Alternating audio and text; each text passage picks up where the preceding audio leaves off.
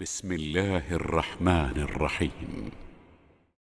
فلما قضينا عليه الموت ما دلهم على موته إلا دابة الأرض تأكل من سأته فلما خر تبينت الجن أن لو كانوا يعلمون الغيب ما لبثوا في العذاب المهين.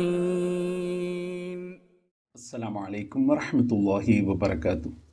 ഖുർആൻ പദം 1492 ദിവസത്തിലേക്ക് എല്ലാവരെയും ഹാർദമായി സ്വാഗതം ചെയ്യുന്നു. വിശുദ്ധ ഖുർആനിലെ 34-ാമത്തെ അധ്യായമായ സൂറത്ത് സബഇൻ്റെ പഠന പൂർത്തീകരണത്തെ തുടർന്നുള്ള രണ്ടാം ദിവസ ചർച്ചയാണിന്ന്. ചർച്ചയ്ക്ക് ആരംഭം കുറിക്കുന്നതിനായി ആദരണീയനായ ഡോക്ടർ A.I. വിലായത്തുള്ള സാഹിബിനെ ക്ഷണിക്കുന്നു. അസ്സലാമു അലൈക്കും വറഹ്മത്തുള്ളാഹി വബറകാതുഹു. أعوذ بالله من الشيطان الرجيم. بسم الله الرحمن الرحيم.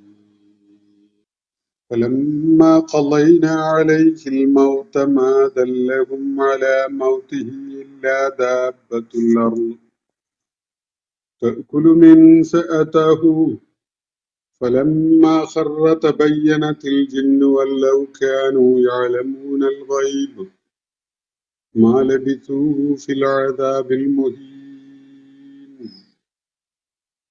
صدق الله العلي العظيم. സൂറത്ത് സബയിലെ 14-ാമത്തെ ആയത്താണ് ഞാൻ നിങ്ങളെ കേൾപ്പിച്ചിട്ടുള്ളത്. സൂറത്ത് സബഇന്റെ പഠനം പൂർത്തിയാക്കിയതിനെ തുടർന്ന്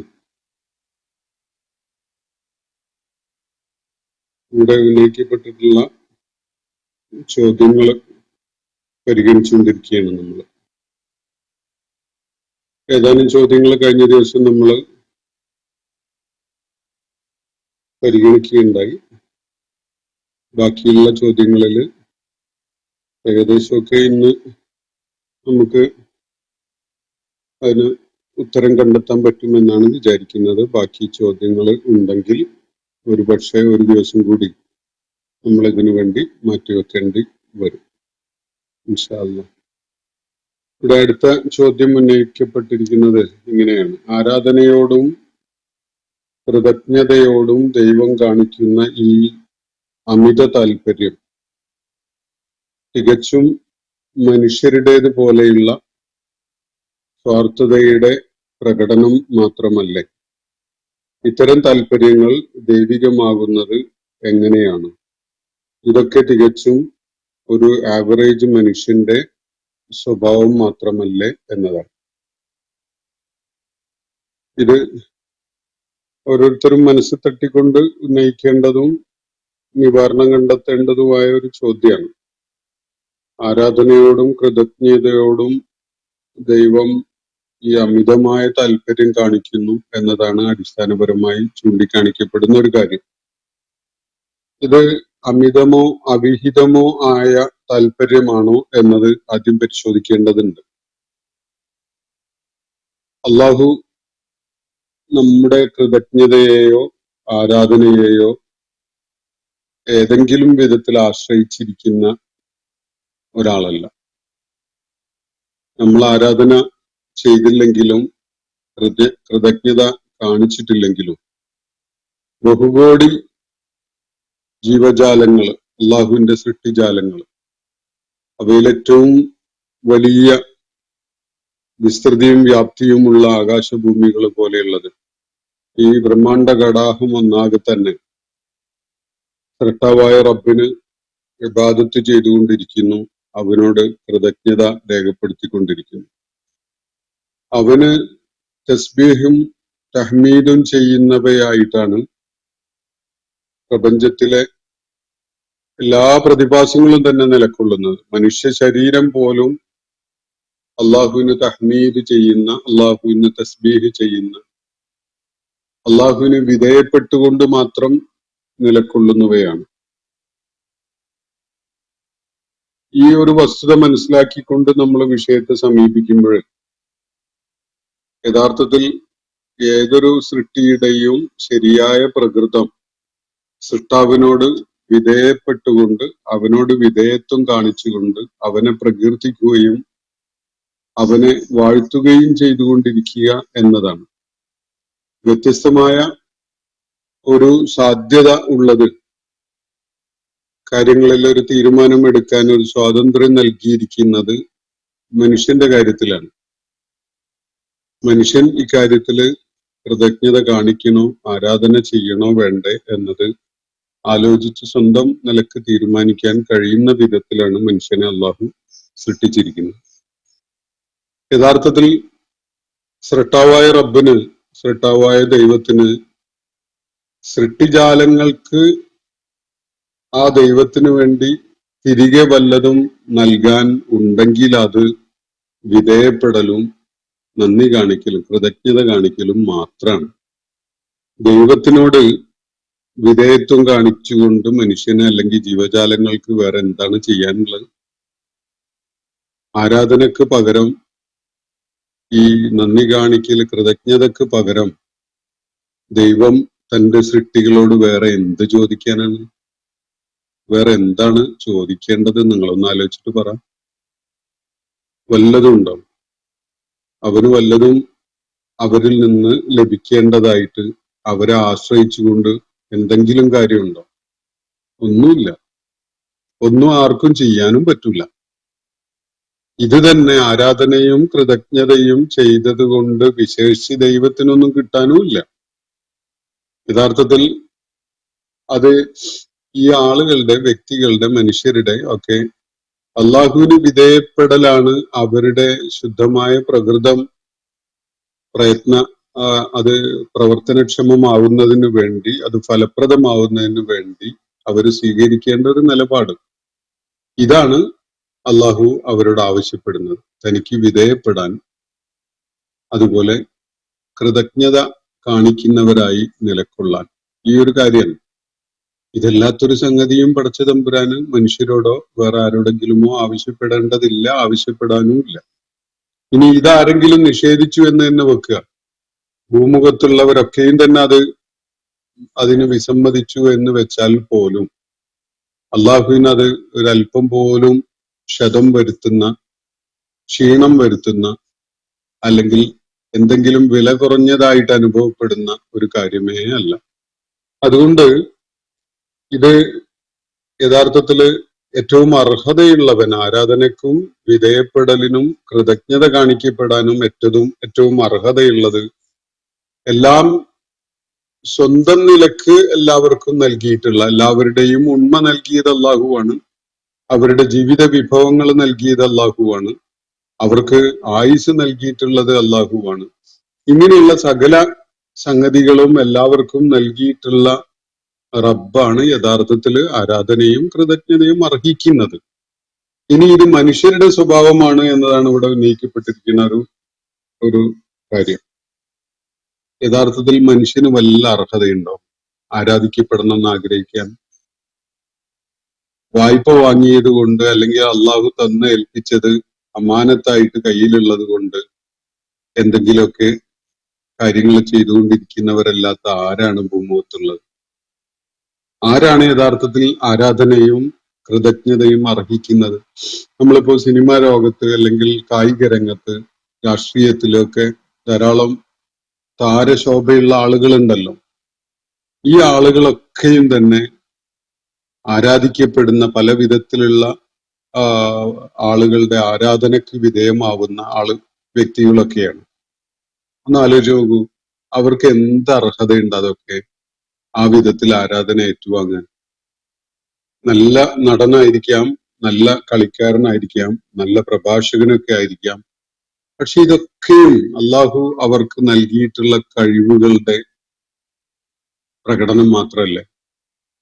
അതിനെ ആശ്രയിച്ചുകൊണ്ടല്ലാതെ അവർക്ക് വല്ലതും ചെയ്യാൻ കഴിയും? ഒരു പ്രഭാഷകൻ ഒരു നിമിഷാർദ്ധം പോലും വേണ്ട അയാളുടെ പ്രഭാഷണ വൈഭവം നിലച്ചു പോകാൻ.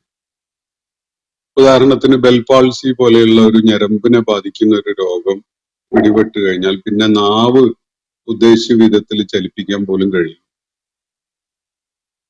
നമ്മുടെ ചിന്താശേഷിയെയും ഓർമ്മശേഷിയെയും ബാധിക്കുന്ന മസ്തിഷ്കത്തെ ബാധിക്കുന്ന എന്തെങ്കിലും ഒരു ചെറിയ രോഗബാധ ഉണ്ടായാൽ അയാളുടെ ഓർമ്മയും അയാളുടെ സംസാരിക്കാനുള്ള കഴിവൊക്കെ അങ്ങ് തീർന്നു പോകും. പിന്നെ എന്തിന്റെ പേരിലാണ് അയാളെ പ്രശംസിക്കേണ്ടി വരിക? ഇപ്പൊ ഒരു പ്രഭാഷകന്റെ കാര്യത്തില് അയാളെ ആളുകള് അഭിനന്ദിക്കുകയോ പ്രകീർത്തിക്കുകയോ ഒക്കെ ചെയ്യുന്നുണ്ടെങ്കിൽ യഥാർത്ഥത്തിൽ അദ്ദേഹത്തിന് അള്ളാഹു നൽകിയിട്ടുള്ള കഴിവിന്റെ പേരിൽ, അത് പ്രകടിപ്പിക്കുന്നതിന്റെ പേരിലാണ് അയാളെ ആളുകള് പ്രശംസിക്കുന്നതും പ്രകീർത്തിക്കുന്നതും ഒക്കെ. അതോ 1000 വട്ടം അള്ളാഹുവിനെ മാത്രം ആശ്രയിച്ചുകൊണ്ടുള്ളതാണ്. ഏത് നിമിഷം വേണമെങ്കിലും അയാൾക്ക് ഇല്ലാതാവാൻ സാധ്യതയുള്ളതാണ്. എന്തിന്റെ പേരിലാണ് അയാളെ പ്രശംസിക്കുന്നത്? ഒന്ന് ആലോചിച്ചു. ആരാണ് ഇവിടെ പ്രശംസ അർഹിക്കുന്നത്? യഥാർത്ഥത്തില് അന്യൂനമായ കഴിവുകളുടെ ഉടമയായ പടച്ചതമ്പുരാനാണോ? അതല്ല തൽക്കാലത്തേക്ക് ചില സിദ്ധികളും കഴിവുകളും ഒക്കെ അള്ളാഹു നൽകി ഏൽപ്പിച്ചിട്ടുള്ള വായ്പ വാങ്ങിയ ചില വൈഭവങ്ങളുള്ള ആളുകളാണോ? ആരാണ് യഥാർത്ഥത്തില് സ്തുതിയും ആരാധനയൊക്കെ അർഹിക്കുന്നത്? ഒന്ന് ആലോചിച്ച് നോക്കൂ. ഇനി ഈ ആരാധനയും സ്തുതിയും അർപ്പിക്കപ്പെടുന്ന മനുഷ്യരെ ഒന്ന് വിലയിരുത്തി നോക്കൂ. എന്തെല്ലാം ചാപല്യങ്ങള് ഉള്ള ആളുകളാണ് അതിപ്രഗത്ഭന്മാര് എന്ന് നമ്മൾ കരുതിയിട്ട് വാഴ്ത്തിക്കൊണ്ടിരിക്കുന്ന ധിഷണാശാലികളും പ്രതിഭാശാലികളും ഒക്കെ പോലും അല്ലെ വളരെ സില്ലിയായിട്ട് തോന്നുന്ന മനുഷ്യന്റെ സകല ചാപല്യങ്ങളും ദൗർബല്യങ്ങളും ഉള്ളവരല്ലേ ഇവരൊക്കെയും തന്നെ. അവര് തന്നെയും പൂർണ്ണമായിട്ട് സ്രട്ടാവായ റബ്ബിനെ അവൻ നൽകിയ കഴിവുകളെയും വിഭവങ്ങളെയും സാധ്യതകളെയും മാത്രം ആശ്രയിച്ചുകൊണ്ടുള്ളതല്ലേ. ആരാണ് തീർത്തും നിസ്സഹായമായ അവസ്ഥയിലേക്ക് ചെന്നപ്പെടാൻ സാധ്യതയില്ലാത്തത്?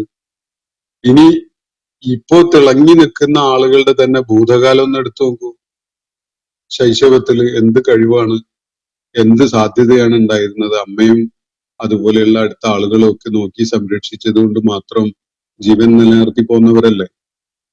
ഇനി ഒരു 10, 20, 30, 40 വർഷം കൂടി കഴിഞ്ഞങ്ങോട്ട് വാർദ്ധക്യത്തിൽ എത്തിയെന്നത് കാര്യം ഒന്ന് ആലോചിച്ച് നോക്കൂ. എന്ത് ബാക്കിയുണ്ട്?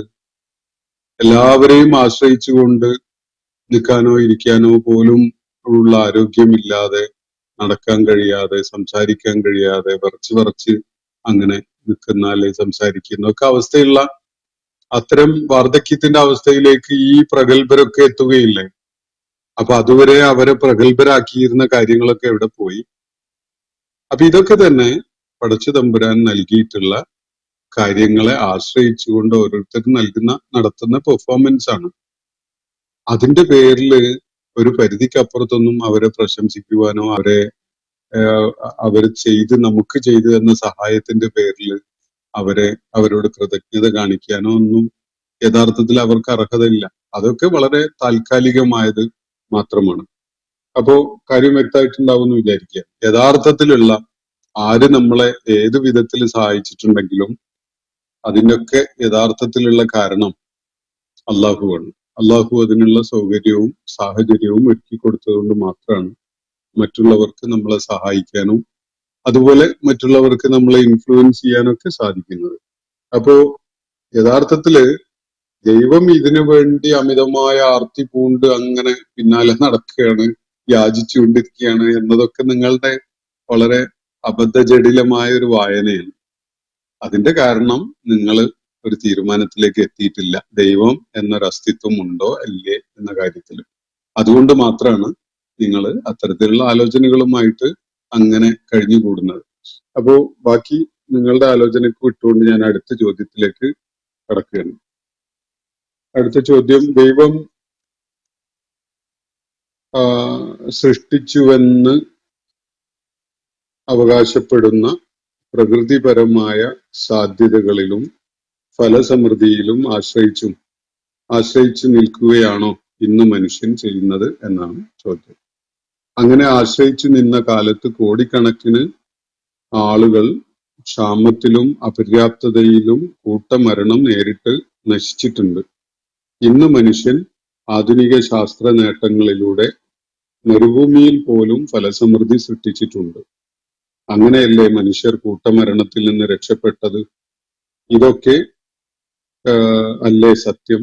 ദൈവം സൃഷ്ടിച്ചു എന്ന് പറയപ്പെടുന്ന പ്രകൃതിയെ ആശ്രയിച്ചു നിന്നിരുന്നുവെങ്കിൽ മനുഷ്യ മനുഷ്യവംശം ഇന്നത്തെ നിലയിൽ എല്ലാ സൗകര്യങ്ങളും അനുഭവിച്ച് ജീവിക്കുമായിരുന്നു.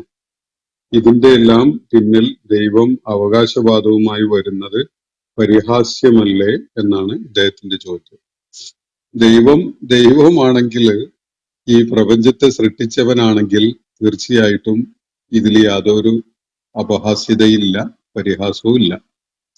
കാരണം മനുഷ്യൻ ഇവിടെ ഭൂമുഖത്ത് അവന്റെ ജീവിത സാഹചര്യങ്ങളെ മെച്ചപ്പെട്ടതാക്കി മാറ്റാൻ വേണ്ടി സ്വീകരിച്ചിട്ടുള്ള ഏത് നടപടിയും ദൈവത്തിന്റെ സംവിധാനങ്ങളെ ആശ്രയിച്ചുകൊണ്ട് മാത്രമുള്ളതാണ്. ഭൂമുഖത്ത് ലഭ്യമല്ലാത്തതായ ഒരു സംഗതിയും പ്രയോജനപ്പെടുത്തിക്കൊണ്ടല്ല മനുഷ്യൻ ഒന്നും ചെയ്തിട്ടുള്ളത്. ദൈവത്തിന്റെ സൃഷ്ടിപ്പിൽ നിന്ന് അതിന് ബാഹ്യമായ എന്തെങ്കിലും ചെയ്തുകൊണ്ട് ഭൂമുഖത്ത് മനുഷ്യജീവിതം എളുപ്പമാക്കുക എന്ന ഒരാലോചന, അത് യവന കഥകളിലൊക്കെ മാത്രം കാണുന്ന വളരെ മനുഷ്യന്റെ ധാർഷ്ട്യം വെളിപ്പെടുത്തുന്ന ഒരു ആലോചനയോ ചിന്തയോ മാത്രമാണ്. നമുക്ക് അങ്ങനെയുള്ള കഥകള് പ്രോമിഥിയൂസിനെ കുറിച്ച് യവന ഐതിഹ്യങ്ങളിൽ കാണാൻ സാധിക്കും, ഗ്രീക്ക് ഐതിഹ്യങ്ങളിൽ. ഭൂമുഖത്ത് മനുഷ്യര് ആദ്യമായി എത്തിയ ഘട്ടത്തില് തണുത്തു വിറച്ച് പ്രയാസപ്പെട്ടുകൊണ്ടിരുന്നപ്പോ അവന് മരവിച്ചു പോകുന്ന അവസ്ഥയുണ്ടായപ്പോ പ്രോമിഥിയൂസ് ദൈവത്തെ വെല്ലുവിളിച്ചുകൊണ്ട് തന്നെ നരകത്തിൽ നിന്ന് തീക്കൊള്ളി കൊണ്ടുവന്ന് മനുഷ്യന് ഇവിടെ ചൂടേകാൻ സൗകര്യമൊരുക്കി എന്ന ഒരു കഥയാണ്. ഇതൊക്കെ വളരെ ഫോളിഷായ ഭാവന മാത്രമാണ് എന്നതാണ് കാര്യം. വസ്തുതാപരമായിട്ട് വിലയിരുത്തുമ്പോൾ നിങ്ങൾക്ക് മനസ്സിലാക്കാൻ സാധിക്കാം. എല്ലാ സംഗതികളും നമ്മളിവിടെ കാർഷിക മേഖലയിൽ ഉണ്ടാക്കിയ വിപ്ലവം, അതുപോലെ ഭക്ഷ്യവിഭവങ്ങളുടെ വിതരണത്തിന് നമ്മൾ സ്വീകരിച്ചിട്ടുള്ള സംവിധാനങ്ങൾ, അതിന്റെ ഫലപ്രാപ്തി, അങ്ങനെ തുടങ്ങിയിട്ടുള്ള ഏത് സംഗതിയും പടച്ച തമ്പുരാൻ ഒന്നാമതായി നമ്മുടെ മനസ്സിൽ അത്തരം ആലോചനകൾ ഇട്ടു തന്നു എന്നത് പടച്ചവന്റെ ഒരു നടപടിയാണ്. അതിനു വേണ്ട ആ ചിന്തകള് ഒരു ക്രിസ്റ്റൽ ക്ലിയർ ആയിട്ടുള്ള ഒരു പദ്ധതിയായിട്ട് ആവിഷ്കരിക്കാൻ സാധിച്ചു എന്നത് ദൈവികമായ സഹായം കൊണ്ട് മാത്രം സാധിച്ചതാണ്. പിന്നീട് അത് നടപ്പിലാക്കാൻ വേണ്ടി ആലോചിക്കുമ്പോൾ അതിനു വേണ്ട വിഭവങ്ങളും അതുപോലെ വസ്തുവകകളും ഒക്കെ നമുക്ക് ലഭിക്കുന്നത് അള്ളാഹുവിടെ സൃഷ്ടിച്ചു വെച്ചിട്ടുള്ള ഈ പ്രപഞ്ചത്തിലെ പല സംഗതികളിൽ നിന്നുമാണ്. ഇതിനെയൊക്കെ ആശ്രയിച്ചുകൊണ്ട് നമ്മൾ അത് ഉപയോഗപ്പെടുത്തുകയും പ്രയോജനപ്പെടുത്തുകയും മാത്രമാണ് ചെയ്യുന്നത്. ഇത് ആധുനിക മനുഷ്യന്റെ മാത്രം ഒരു നേട്ടമല്ല, അത് പൗരാണികരായ മനുഷ്യരും ഇങ്ങനെയൊക്കെ തന്നെ ചെയ്തിട്ടാണ് ജീവിച്ചിട്ടുള്ളത്. അതിന്റെ തോത്, അളവ്, ക്വാളിറ്റി, ക്വാണ്ടിറ്റി ഒക്കെ വ്യത്യാസം ഉണ്ടെന്നേ ഉള്ളൂ. ഒന്ന് ആലോചിച്ച് നോക്കൂ, പഴയ കാലത്ത് മനുഷ്യര് കായ്കനികൾ പറിച്ചു നിന്നിരുന്ന കാലത്ത് എന്തെങ്കിലും കായ്കനികൾ കിട്ടുന്നത് അതേപടി വിഴുങ്ങുകയായിരുന്നോ? ഒരു കൈതച്ചക്ക തിന്ന ഒരു കാര്യം ഒന്ന് ആലോചിച്ച് നോക്കൂ, ഒരു പൈനാപ്പിൾ. എങ്ങനെയായിരിക്കും പൗരാണികനായ മനുഷ്യനെ തിന്നിട്ടുണ്ടാവുക? അതിന്റെ കൂർപ്പുള്ള അതിന്റെ പുറംഭാഗം ചെത്തിക്കളയാൻ എന്തെങ്കിലും ഒരു സംവിധാനം അവന് സ്വീകരിച്ചിട്ടുണ്ടാവില്ലേ? ഒന്നുകിൽ നടുപ്പിളർത്തിയിട്ട് അതിന്റെ അകം കാർന്ന് തിന്നുന്ന ഒരു രീതിയോ, അല്ലെങ്കിൽ അതിന്റെ തൊലി ചെത്തിക്കളയാൻ വേണ്ടി നല്ല ഷാർപ്പായ വല്ല കല്ലും എടുത്തിട്ട് അതിനെ ചെത്തിപ്പോക്കുകയോ ഒക്കെ ചെയ്ത് കാണുമല്ലോ. ഇതൊക്കെ തന്നെ അതിന്റെ ഏറ്റവും പൗരാണികമായ പ്രൈമോഡിയലായ രൂപങ്ങളായിരുന്നു, പ്രകൃതിയിൽ അള്ളാഹു ഉണ്ടാക്കി വെച്ചതിനെ പ്രയോജനപ്പെടുത്തുന്നതിന്. ഇതിന് പൈനാപ്പിള് ഇവിടെ നമുക്ക് ലഭ്യമാവുന്ന വിധത്തിൽ ഭൂമുഖത്ത് അത് മുളച്ചുണ്ടായത്, അതുപോലെ അത് പ്രയോജനപ്പെടുത്തുന്നതിന് വേണ്ട സാങ്കേതിക വിദ്യ നമുക്ക് ഉപയോഗപ്പെടുത്താൻ സാധിച്ചത്, ഇതൊക്കെ തന്നെ പടച്ച തമ്പുരാൻ നമുക്ക് അതിനുള്ള ആശയം തന്നതുകൊണ്ടും അത് പ്രയോജനപ്പെടുത്താനുള്ള രീതി നമ്മുടെ മനസ്സിൽ തോന്നിപ്പിച്ചുകൊണ്ടും ഒക്കെയാണ്. നിങ്ങളാണ് എന്റെ മനസ്സിൽ ഒരു കാര്യം തോന്നിപ്പിക്കുന്നത് എന്ന അവകാശവാദം ഈ ചോദ്യം ഉന്നയിച്ച ആൾക്കുണ്ടോ?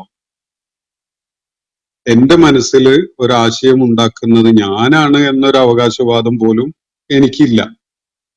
നിങ്ങൾക്ക് അത് ഒരിക്കലും ക്ലെയിം ചെയ്യാൻ സാധിക്കില്ല. പിന്നെ ആരാണ് എന്റെ മനസ്സിൽ ആശയങ്ങൾ ഇട്ട് തരുന്നത്? അതിന് ഒരു സ്രോതസ് ഉണ്ട്, അത് പടച്ച തമ്പുരാനാണ്.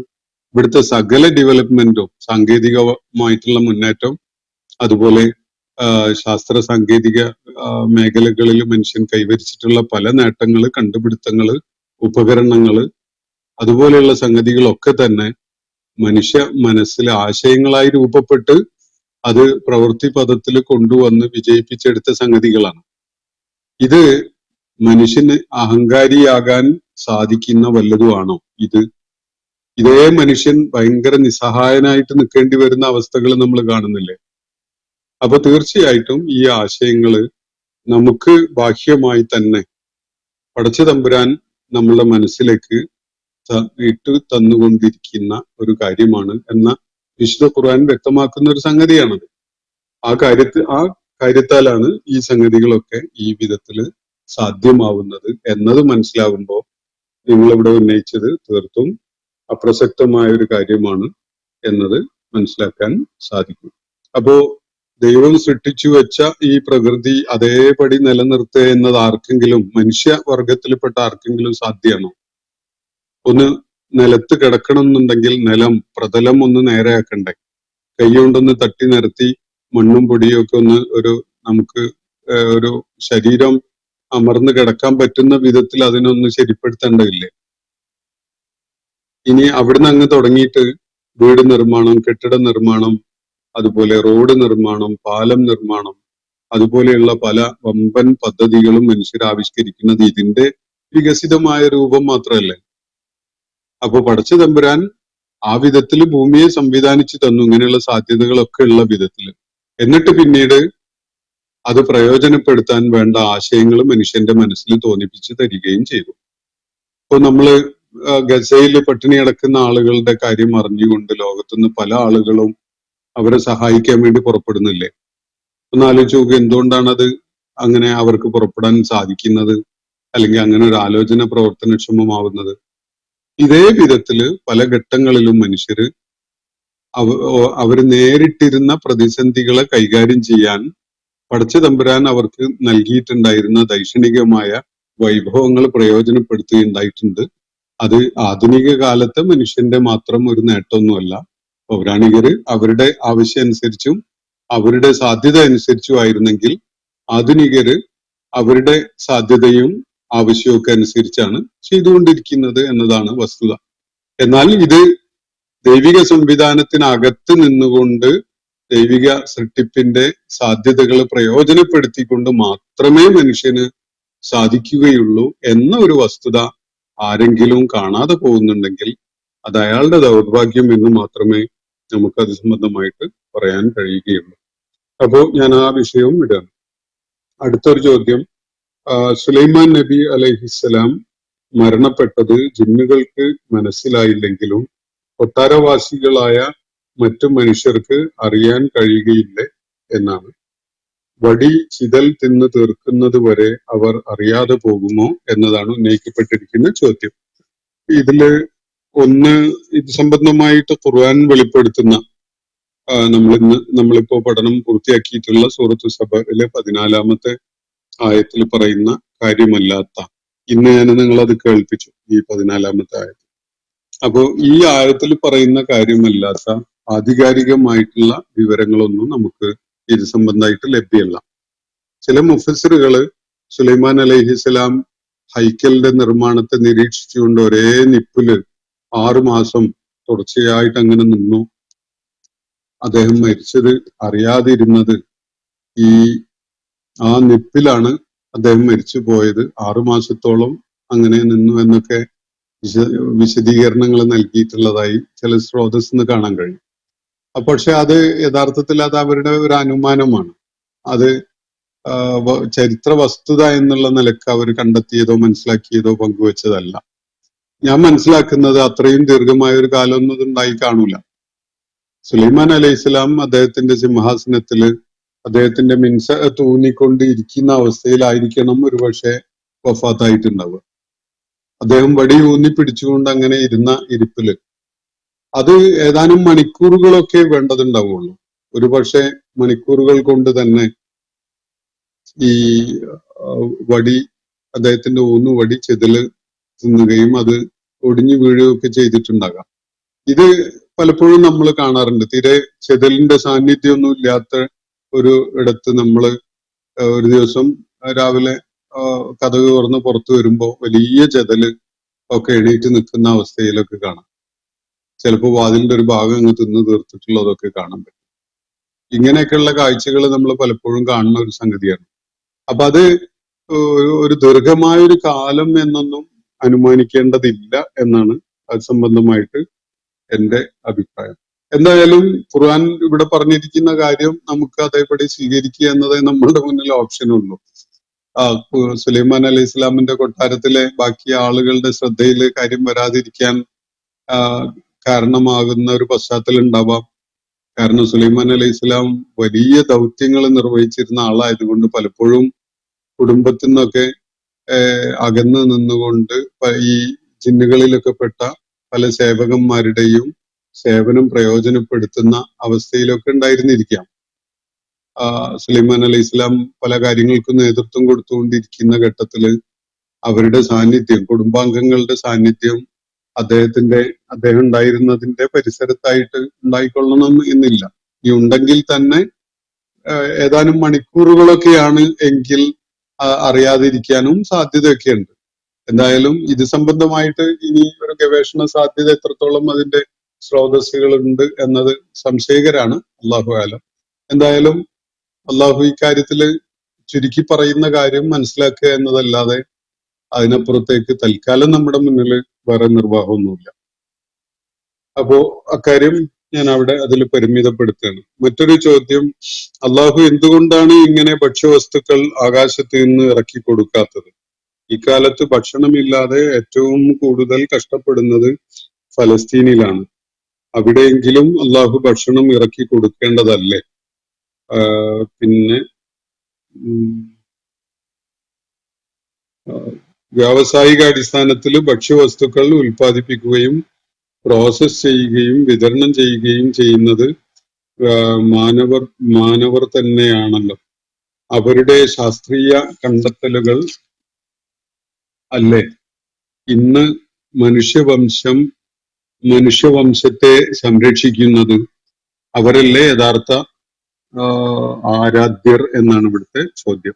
ഇതിൽ അവസാനത്തെ ചോദ്യത്തിന് ഉത്തരം ഞാൻ ആദ്യം പറയാം. അവരല്ല യഥാർത്ഥ ആരാധ്യർ എന്ന് ചോദിച്ചാൽ അവരല്ല യഥാർത്ഥ ആരാധ്യർ. കാരണം അവര് അള്ളാഹു ചെയ്തു വെച്ച സംവിധാനങ്ങളെ ആശ്രയിച്ചുകൊണ്ട് മാത്രം കാര്യങ്ങൾ ചെയ്യുന്നവരാണ്. അതും ആരും തന്നെ സിംഗിൾ ഹാൻഡഡ് ആയിട്ട് തനിച്ച് ഇതൊന്നും ചെയ്യാൻ കഴിയുന്നവരും അല്ല. എല്ലാവരും ചെറിയ ചെറിയ റോളുകൾ വഹിച്ചുകൊണ്ടാണ് ഇവിടെ ഇത്തരം സംവിധാനങ്ങളൊക്കെ പ്രവർത്തനക്ഷമമാവുന്നത്. അതുകൊണ്ട് തന്നെ അതില് വിളയിച്ചെടുത്ത കാർഷികോൽപ്പന്നങ്ങൾ വിളയിച്ചെടുത്തിട്ടുള്ള കർഷകരുണ്ട്, അതിനുവേണ്ടി പണിയെടുത്ത കാർഷിക തൊഴിലാളികളുണ്ട്, വളം ഉൽപ്പാദിപ്പിച്ച ആളുകളുണ്ട്. അങ്ങനെ തുടങ്ങിയിട്ട് ഇത് ട്രക്കിൽ കയറ്റി പലയിടത്തേക്കും കൊണ്ടുപോകുന്ന തൊഴിലാളികളുണ്ട്, പ്രോസസ് ചെയ്യുന്ന ഫ്ലോർ മില്ലുകൾ പോലെയുള്ള സ്ഥാപനങ്ങളുണ്ട്, അതിന്റെ ആളുകളുണ്ട്, അത് പാക്ക് ചെയ്യുന്നവരുണ്ട്. അങ്ങനെ ഒരുപാട് ആളുകൾ ചേർന്നുള്ള നെറ്റ്വർക്കാണ് ഇതൊക്കെ പ്രവർത്തനക്ഷമമാക്കുന്നത്. ഇവരെ എന്തിനാ ആരാധിക്കുന്നത്? നമ്മളൊന്ന് ആലോചിച്ച് നോക്കിയേ. ഇവർ പഠിച്ച മെമ്പരാൻ ഇവിടെ ഒരുക്കി വെച്ച സംവിധാനങ്ങളെ പ്രയോജനപ്പെടുത്തുകയല്ലാതെ വേറെ വല്ലതും ചെയ്യുന്നുണ്ടോ? ഒരു വിത്ത് മുളപ്പിക്കാൻ പോലും നമുക്ക് കഴിയുമോ? മണ്ണിലിട്ട് വെള്ളം ഒഴിച്ചു കൊടുക്കുക എന്നല്ലാതെ അതിനപ്പുറത്തേക്ക് നമുക്ക് എന്ത് ചെയ്യാൻ പറ്റും? വിത്ത് മുളക്കുന്നത് നമ്മൾ എന്തെങ്കിലും ചെയ്തിട്ടാണ്? അതിനുള്ള അനുകൂല സാഹചര്യം അള്ളാഹുവിടെ സൃഷ്ടിച്ചു വെച്ചത് കൊണ്ട് നമുക്ക് വിത്ത് മണ്ണിലിടാനും വെള്ളം ഒഴിച്ചു കൊടുക്കാനും ഒക്കെ പറ്റും. അപ്പൊ അത് മുളച്ചു വരുന്ന കാണും, അല്ലെ? വിത്ത് മുളക്കുക എന്നൊരു പ്രതിഭാസം ഉണ്ടാക്കിയത് ഞാനാണോ, നിങ്ങളാണോ, വേറെ ആരെങ്കിലും ആണോ? അല്ലല്ലോ. വിത്ത് മുളയ്ക്കാൻ ഒരു സാധ്യത ഇവിടെ സൃഷ്ടിക്കപ്പെട്ടത് കൊണ്ടാണ് നമുക്കത് ചെയ്യാൻ പറ്റണത്. ഇത് മനസ്സിലാക്കാതെ നമ്മൾ എത്ര അബദ്ധജടിലമായ ആശയങ്ങളിലേക്കും ചിന്തകളിലേക്കുമാണ് കാടുകയറി പോകുന്നത് എന്ന് തൽക്കാലം ഒന്ന് ആലോചിച്ച് നോക്കുക. മറ്റൊന്ന്, ഇതൊക്കെ അടിസ്ഥാനരഹിതമായതും അർത്ഥരഹിതമായതും ഭീഷണികളും പ്രലോഭനങ്ങളുമല്ലേ എന്നതാണ് ചോദ്യം. ഇത് ഓരോരുത്തരുടെയും മസ്തിഷ്കത്തില് ആലോചനയ്ക്ക് വിധേയമായിട്ട് അവർ തീരുമാനിച്ചോട്ടെ. ഈ കാര്യങ്ങളൊന്നും നിങ്ങളുടെ ശ്രദ്ധയിൽ കൊണ്ടുവരേണ്ടതില്ല, ഇതൊന്നും മനുഷ്യൻ അറിയേണ്ടതില്ല എന്നതാണ് നിങ്ങളുടെ നിലപാടെങ്കിൽ അങ്ങനെ അഭിപ്രായമുള്ളവർക്ക് അത് അത്തരം സംഗതികളെ കേൾക്കുകയും കാണാതെ ഇരിക്കുകയും ഒക്കെ ചെയ്യാം. അത് അവരുടെ ചോയ്സ് ആണ്. ഇതൊക്കെ മനുഷ്യരെ മതത്തിൽ പിടിച്ചു നിർത്താൻ, സ്വന്തം പിന്നിൽ അണിനിരത്താനും തന്ത്രശാലിയായ ഒരു മനുഷ്യൻ പാടുപെട്ടും പറയുന്ന കാര്യങ്ങളല്ലേ എന്നാണ് അദ്ദേഹം ചോദിക്കുന്നത്. തന്ത്രശാലിയായ ഒരു മനുഷ്യൻ തീരെ തന്ത്രമില്ലാത്തവനായിട്ടാണ് അങ്ങനെയാണെങ്കിൽ എനിക്ക് തോന്നുന്നത്. കാരണം അദ്ദേഹം എന്നോ മരിച്ചു പോയില്ലേ? നിങ്ങൾ ഉദ്ദേശിക്കുന്നത് അള്ളാഹുവിന്റെ പ്രവാചകനല്ലേ? ഒരു 1400ഓളം വർഷം മുമ്പ് ഭൂമുഖത്തോട് വിട പറഞ്ഞ ഒരാള്. ഈ ജീവിതകാലം, അദ്ദേഹത്തിന്റെ ജീവിതകാലം മുഴുവനും പോരാട്ടങ്ങളും യുദ്ധവും സംഘർഷങ്ങളും ഒക്കെ ആയിട്ടാണ് അദ്ദേഹം ജീവിച്ചിരുന്നത്. എന്ത് നേടി ഈ ആളുകളൊക്കെ അദ്ദേഹം പിന്നെ തന്റെ അനുയായികളായിട്ട് പിന്നിൽ നിർത്താൻ പറ്റിയത് കൊണ്ട്? അദ്ദേഹം മുന്നോട്ട് വെച്ച ജീവിത ദർശനം സത്യമായിരുന്നില്ലെങ്കിൽ അതൊരു പാഴ്വേല മാത്രമായിരുന്നില്ലേ? എന്ത് നേട്ടമുണ്ട് അങ്ങനെയൊക്കെ ചെയ്തുകൊണ്ട്? അപ്പൊ തന്ത്രശാലിയായ ഒരു മനുഷ്യനായിട്ട് എനിക്ക് തോന്നുന്നില്ല. ഞാൻ വളരെ ഒരു ഭൗതികവാദിയായിട്ടാണ് കാര്യങ്ങളെ കാണുന്നതെങ്കിൽ അങ്ങനെ ചെയ്ത ഒരാള് മഹാവിഡ്ഢിയാണ്. കാരണം അദ്ദേഹം മുന്നോട്ട് വെച്ച ജീവിത ദർശനം സത്യമല്ല എങ്കിൽ പിന്നെ ഏറ്റവും നല്ലത് പരമാവധി ഒരു മാക്കിയവെല്ലിയൻ രീതിയിൽ ജീവിക്കുന്നതല്ലേ? പരമാവധി സുഖിച്ച്, പരമാവധി ആനന്ദിച്ച്, മറ്റുള്ളവരുടെ കാര്യങ്ങളിലൊന്നും ചിന്ത കൊടുക്കാതെ സ്വന്തം കാര്യം മാത്രം നോക്കി സുഖലോലുപനും സുഭിക്ഷതയിൽ കഴിയുന്നവനും ആഡംബരവും ആനന്ദവും ഒക്കെ ആയിട്ട് ജീവിതകാലം അടിച്ചു പൊളിച്ച് ജീവിച്ച ഒരാളല്ലേ ഏറ്റവും ബുദ്ധിമാൻ? ആലോചിച്ച് നോക്കൂ, ഇയാൾക്ക് എന്ത് നേട്ടമുണ്ടായി? അപ്പൊ ഇത് നമ്മുടെ മനസ്സിന്റെ ചില വൈകൃതങ്ങൾ കാരണമായിട്ട് ഉടലെടുക്കുന്ന ചോദ്യങ്ങളാണ്. അത് കുഴപ്പമില്ല, ഒരു അന്വേഷണത്തിന് ഏർപ്പെട്ടിരിക്കുന്ന ഒരാൾ എന്നുള്ള നിലക്ക് നിങ്ങൾക്ക് അങ്ങനത്തെ ചോദ്യങ്ങൾ ഉന്നയിക്കാവുന്നതേ ഉള്ളൂ. മറ്റൊരു കാര്യം, ഇവിടെ ഈശ്വര വിശ്വാസം വ്യത്യസ്തമായതിന്റെ പേരിൽ മാത്രം ഒരു വിഭാഗം മനുഷ്യരെ ധാർഷ്ട്യക്കാർ, അസത്യവാദികൾ, തെറ്റുകാർ എന്നൊക്കെ പറയുക, അവരെ മാനസികമായും സാമൂഹ്യമായും പീഡിപ്പിക്കുക അല്പത്തരമല്ലേ? അതും യാതൊരു തെളിവുമില്ലാത്ത മരണാനന്തര ജീവിതം എന്നൊരു സങ്കല്പത്തിന്റെ പേരിൽ എന്നതാണ്. ഇതില് ഒന്നാമതായിട്ട് മരണാനന്തര ജീവിതം ഒരു തെളിവുമില്ലാത്ത ഒരു സങ്കല്പം എന്ന് നിങ്ങൾക്ക് തോന്നുന്നുണ്ടാകാം. പക്ഷെ നമുക്ക് അങ്ങനെ തോന്നുന്നില്ല. വിശുദ്ധ ഖുർആൻ മരണാനന്തര ജീവിതത്തിന് പുനരുത്ഥാനത്തിന് ഏറ്റവും പ്രബലമായ തെളിവുകളാണ് നമ്മളുടെ മുന്നിൽ നിരത്തിയിട്ടുള്ളത്.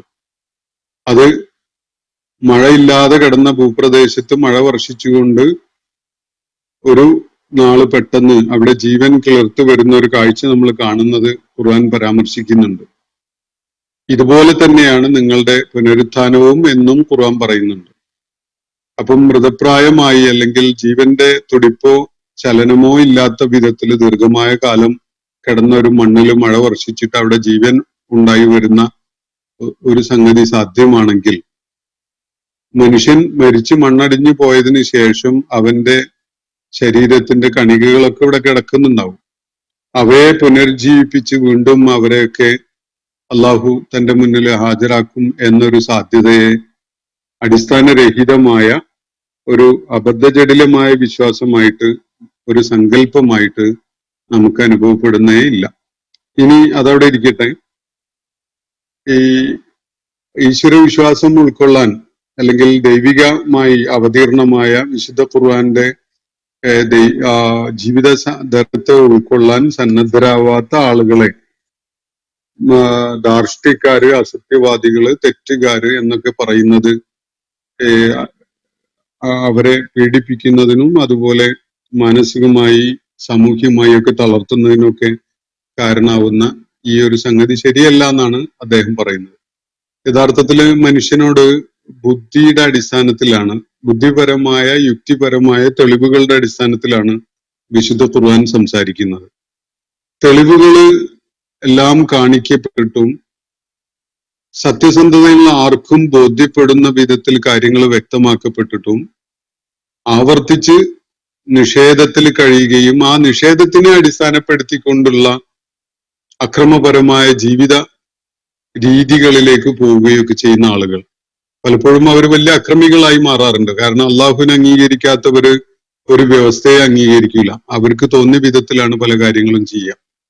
അമ്മയെ അമ്മയായിട്ടോ അച്ഛനെ അച്ഛനായിട്ടോ മക്കളെ മക്കളായിട്ടോ കണ്ടുകൊണ്ട് ഉത്തരവാദിത്വം നിർവഹിക്കുന്ന ശീലമോ സ്വഭാവമോ ഒന്നും ഉണ്ടായിക്കൊള്ളണമെന്നില്ല. ഒരു നൈതിക വ്യവസ്ഥയും അവർ പാലിക്കുന്നുണ്ടാവില്ല.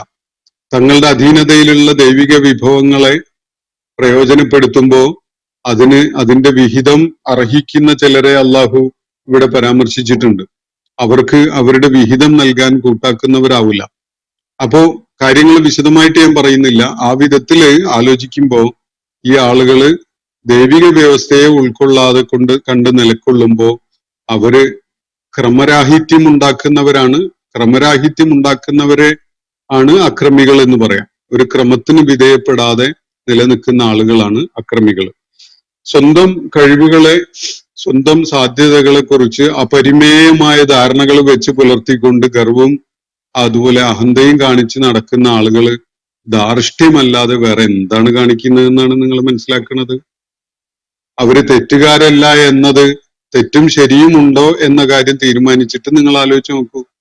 ആദ്യം തെറ്റും ശരിയും എന്നൊരു സംഗതി ഉണ്ടോ? അത് എന്തിന്റെ അടിസ്ഥാനത്തിലാണ് തെറ്റും ശരിയും ഉണ്ടായിട്ടുള്ളത്? അങ്ങനെയെങ്കിൽ തെറ്റിനും ശരിക്കും ഒരു മാനദണ്ഡം ഉണ്ടെങ്കിൽ ഈ ആളുകൾ എന്താണ് എന്നത് നിങ്ങൾക്ക് എളുപ്പത്തിൽ മനസ്സിലാക്കാൻ സാധിക്കും. അവര് തെറ്റുകാരാണോ അല്ലേ എന്നത് നിങ്ങൾക്ക് എളുപ്പത്തിൽ മനസ്സിലാക്കാൻ കഴിയും. അപ്പൊ ആദ്യം നിങ്ങൾ ഒരു തീരുമാനം എടുക്കൂ. തെറ്റും ശരിയും എന്നൊരു സംഗതി ഉണ്ടോ? നന്മയും തിന്മയും എന്നൊരു സംഗതി ഉണ്ടോ? ഉണ്ടെങ്കിൽ അതിന്റെ മാനദണ്ഡം എന്താണ്? ആര് പറഞ്ഞു തരുന്നതാണ് ഇത് നന്മയാണ്, ഇത് തിന്മയാണ് എന്ന വിധത്തിൽ ഉൾക്കൊള്ളേണ്ടത്? അപ്പൊ ഈ കാര്യത്തിൽ തീരുമാനം എടുത്തു കഴിഞ്ഞാൽ പിന്നെ ഈ ആളുകളെ തെറ്റുകാരെ പിന്നെ തെറ്റുകാരെന്നല്ലാതെ വേറെന്താ വിളിക്കുക? നമ്മളെ അധിക്ഷേപിക്കുകയോ ആക്ഷേപിക്കുകയോ ഒന്നും ചെയ്യല്ല. പക്ഷെ തെറ്റുകാര് തന്നെയാണ്. അതിലെന്താ സംശയമുള്ളത്? അപ്പൊ ഇതാണ് അത് സംബന്ധമായിട്ട് പറയാനുള്ളത്. ഇനി അത് നിങ്ങൾക്ക് ബോധ്യപ്പെടാൻ ഒരു വഴി ആദ്യം തെറ്റും ശരിയും എന്നൊരു ആശയം തന്നെ വേണ്ടതുണ്ടോ എന്നതൊക്കെ ആലോചിക്കുകയാണ്. അങ്ങനെ ഉണ്ടോ, അതിന്റെ അടിസ്ഥാനം എന്താണ് തുടങ്ങിയ കാര്യങ്ങൾ നിങ്ങൾ ആലോചിച്ചിട്ട് ഒരു തീരുമാനത്തിലേക്ക് വന്നോളൂ. അപ്പോ മറ്റൊരു ചോദ്യം, ഈ ആയത്തുകൾ പലതും അള്ളാഹുവിന്റെ ആകാൻ തന്നെ യാതൊരു സാധ്യതയും ഇല്ല എന്ന് തെളിയിക്കുന്ന ധാരാളം തെളിവുകൾ ലഭ്യമല്ലേ? അല്ല. ഉദാഹരണത്തിന് ഖുർആൻ 86 7 സൂറത്ത് താരിഖിലെ 7-ാമത്തെ ആയത്താണ് അദ്ദേഹം പരാമർശിക്കുന്നത്. ഈ ആയത്തിൽ സംഭവിച്ച തെറ്റ് സ്രഷ്ടാവായ അള്ളാഹുവിൽ നിന്ന് ഉണ്ടാകുമോ എന്നാണ് അദ്ദേഹം ചോദിക്കുന്നത്. യഖ്റുജു മിൻ ബൈനി സുൽബി വത്തറായിബ് എന്ന മനുഷ്യന്റെ പ്രജനന സ്രവം ഉത്ഭവിക്കുന്നതിനെ കുറിച്ച് സൂറത്തു താരിഖിൽ പറയുന്ന കാര്യമാണ് അദ്ദേഹം സൂചിപ്പിക്കുന്നത്. അത് ഖുർആനിൽ അള്ളാഹുവിന് സംഭവിച്ച ഭയങ്കര തെറ്റാണെന്നാണ് അദ്ദേഹം കൺക്ലൂഡ് ചെയ്തിരിക്കുന്നത്. എന്താണ് ഈ പറയുന്നത്? ഈ ആയത്തിൽ പറയുന്ന കാര്യം യഖ്റുജു മിൻ ബൈനി സുൽബി വത്തറായിബ്, ഈ മുതുകെല്ലിന്റെയും അതുപോലെ വാരിയെല്ലുകളുടെയും ഇടയിൽ നിന്നാണ് അത് പുറപ്പെട്ടു വരുന്നത് എന്നാണ് പറയുന്നത്. മനുഷ്യനൊന്ന് മലർന്നു കിടക്കുന്ന ഒരു ചിത്രം ഒന്ന് മനസ്സിൽ കണ്ടു നോക്കൂ. അവന്റെ ശരീരത്തിന്റെ അടിഭാഗത്ത്, കാലിന്റെ ഭാഗം വിട്ടേക്കുക, അതിന്റെ ബസ്റ്റ് ഭാഗം ഉണ്ടല്ലോ, ഹിപ്പിനൂര അല്ലെങ്കിൽ ഇടുപ്പിന്റെ മേലോട്ടുള്ള ആ ഭാഗമാണ് മനുഷ്യന്റെ ശരീരത്തിന്റെ മുഖ്യമായ ഭാഗം. കൈകാലുകളൊക്കെ വെട്ടിക്കളഞ്ഞാലും ഒരാൾ ജീവിക്കും, ഒരാൾക്ക് പ്രജനനവും സാധ്യമാണ്. കയ്യും കാലും നഷ്ടപ്പെട്ട ആണും പെണ്ണുമാണെങ്കിൽ പോലും അവർക്ക് ഇണചേരൽ സാധ്യതയുണ്ട്, അവർക്ക് മക്കളുണ്ടാകാനും സാധ്യതയുണ്ട്. അതുകൊണ്ട് ശരീരത്തിന്റെ ഈ പ്രജനന പ്രക്രിയയിൽ ഉള്ള ഭാഗം ഈ ഇടുപ്പിനും അതുപോലെ നമ്മുടെ മുതുകിനും ഇടക്കുള്ള ഭാഗമാണ് എന്നത് കാണാൻ കഴിയല്ലോ. ഈ ഭാഗം അള്ളാഹുവിടെ പരാമർശിക്കുന്നത് മനുഷ്യൻ സൃഷ്ടിക്കപ്പെട്ടിട്ടുള്ളത് തെറിച്ചു വീഴുന്ന ഒരു ജലഗണത്തിൽ നിന്നാണ് എന്നാണ് ആദ്യം പറയുന്നത്. ആ ജലഗണം എവിടുന്നാണ് പുറപ്പെടുന്നത്? അത് ഈ മുതുകെല്ലിനും അതുപോലെ വാരിയെല്ലുകൾക്കും ഇടയിൽ നിന്നാണ് എന്നാണ്. അത് ശരിയാണോ എന്നതൊന്ന് പരിശോധിച്ച് നോക്കൂ. ഒരാൾ മലർന്നു കിടക്കുകയാണ്, ആണായാലും പെണ്ണായാലും. ഒന്ന് ആലോചിച്ച് നോക്കൂ. അവന്റെ ശരീരത്തിന്റെ അടിഭാഗത്താണ് ഈ മുതുകല്ലുള്ളത്, അവന്റെ ശരീരത്തിന്റെ മുകൾ ഭാഗത്താണ് വാരിയെല്ലുകൾ ഉള്ളത്. അപ്പോ വാരിയെല്ലുകളും മുതുകല്ലുകളും ചേർത്ത് വെച്ചുണ്ടാക്കിയ ഒരു കൂട്, ഒരു ഫ്രെയിം, ആ ഫ്രെയിമാണ് മനുഷ്യന്റെ ശരീരത്തെ ആ വിധത്തില് കൂട്ടിപ്പിടിച്ച് നിർത്തുന്നത്. അങ്ങനെയല്ലേ? നിങ്ങൾക്ക് അഭിപ്രായ വ്യത്യാസം ഉണ്ടോ നോക്കൂ. ഇതിനകത്താണ്, ഈ വാരിയെല്ലുകൾക്കും മുതുകല്ലുകൾക്കും ഇടയിലുള്ള ഭാഗത്താണ് ഒട്ടുമിക്ക ആന്തരിക അവയവങ്ങളും സ്ഥിതി ചെയ്യുന്നത്. ഹൃദയവും ശ്വാസകോശങ്ങളും കരളും അതുപോലെയുള്ള ആമാശയവും ഇതൊക്കെ വരുന്നത്. ഈ വാരിയെല്ലുകളുടെ ഏറ്റവും അടിഭാഗമാണ് ഇടുപ്പിൽ വന്ന് ചേരുന്നത്. അതും നിങ്ങൾ ശ്രദ്ധിച്ചിട്ടുണ്ടല്ലോ. ആ നേരെ മുകൾ ഭാഗത്ത് വയറിന്റെ ഭാഗമാണ്. അവിടെ മാംസപേശികളാണുള്ളത്. അകത്ത് കുടലുകളുണ്ട്. കുടല് അതുപോലെയുള്ള അവയവങ്ങൾ, കിഡ്നിയൊക്കെ പോലെയുള്ള അവയവങ്ങളുണ്ട്. കൂടാതെ പ്രജനന പ്രക്രിയയില് ഈ പ്രജനന സ്രവം ഉൽപ്പാദിപ്പിക്കുന്ന എന്ന് പറഞ്ഞാൽ ആണിന്റെ കാര്യത്തിലും പെണ്ണിന്റെ കാര്യത്തിലും, ആണിനത് ടെസ്റ്റിക്കിൾസിലാണ്, ടെസ്റ്റീസ് എന്ന് പറയുന്ന തൂങ്ങിക്കിടക്കുന്ന ശരീരാവയവത്തിലാണ് ഉൽപ്പാദിപ്പിക്കപ്പെടുന്നത്. പെണ്ണിന് ഓവറീസ് എന്ന് പറയുന്ന യൂട്ടറസിനകത്തുള്ള അവയവങ്ങളിലാണ് ഉൽപ്പാദിപ്പിക്കപ്പെടുന്നത്.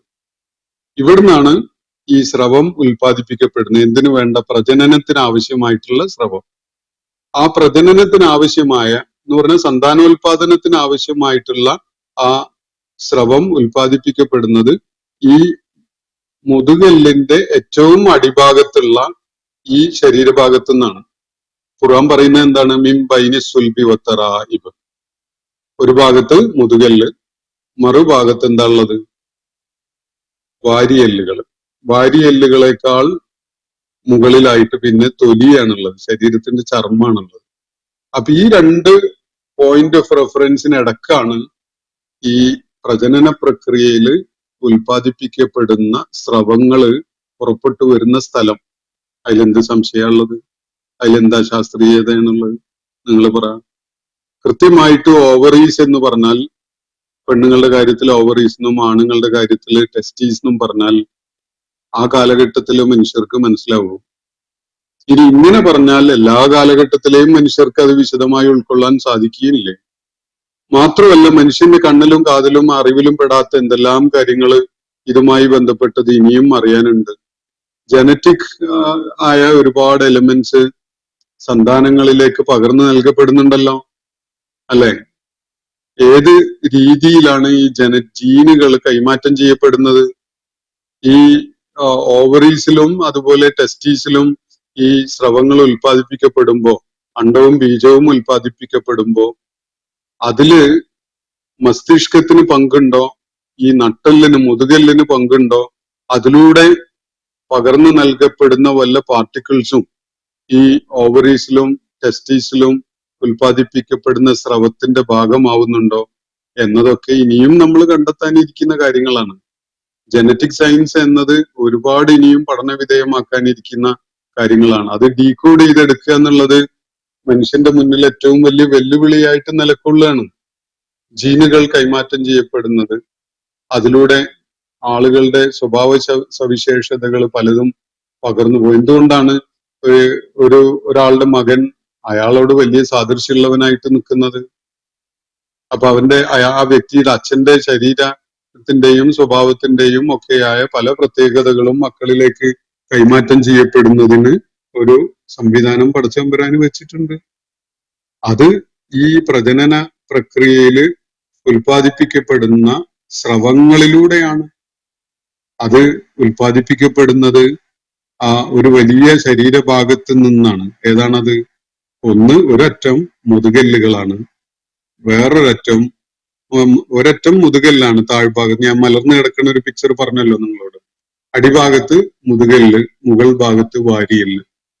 വാരിയെല്ലുകളുടെയും മുതുകല്ലുകളുടെയും ഇടയിലുള്ള ഒരു സ്ഥലത്ത് നിന്ന് തന്നെയാണ് ഈ സ്രവം ഉൽപ്പാദിപ്പിക്കപ്പെടുന്നത്.